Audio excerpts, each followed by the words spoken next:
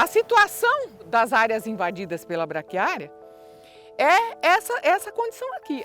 Essa gramínea forma uma massa alta, densa, que impede que as plantas nativas germinem e se estabeleçam.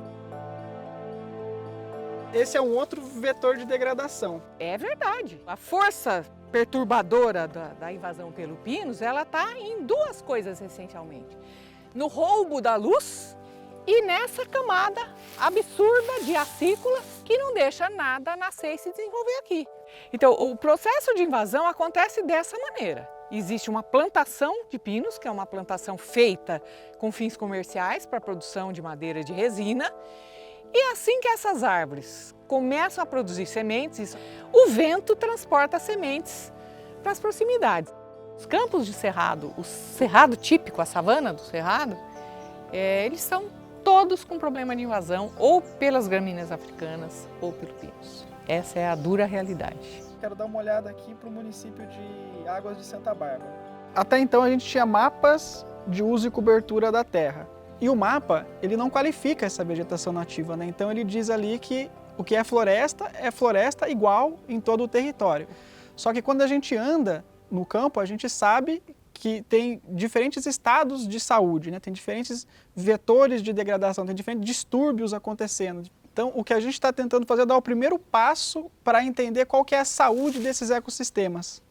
Em florestas a gente sabe que queimou uma vez significa degradação. No cerrado, não, né? Porque é um ecossistema que evoluiu com a presença do fogo. Exatamente. Nas savanas, ele é um fator necessário.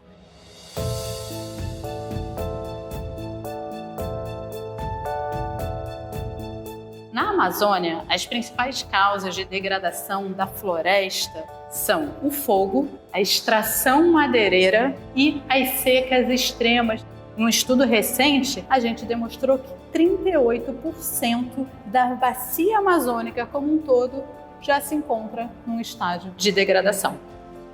A maioria das nossas políticas é focada no desmatamento, mas o desmatamento é diferente da degradação. A gente necessita de outras políticas públicas para lidar com a degradação florestal.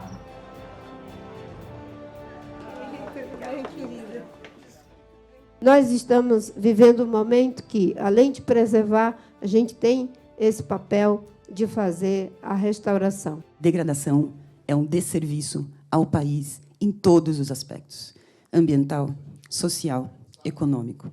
Nós temos aí como política de recuperação da vegetação nativa até 2030 recuperar 12 milhões de hectares. A gente tem que escolher aonde a gente vai, né, priorizar. O Brasil ele não tem um mapa de áreas degradadas oficial, então o estudo ele traz uma luz, né, ele ajuda as políticas públicas a serem melhor pensadas, para a gente já no imediato melhorar, qualificar, tomar ações que são mais efetivas de fato.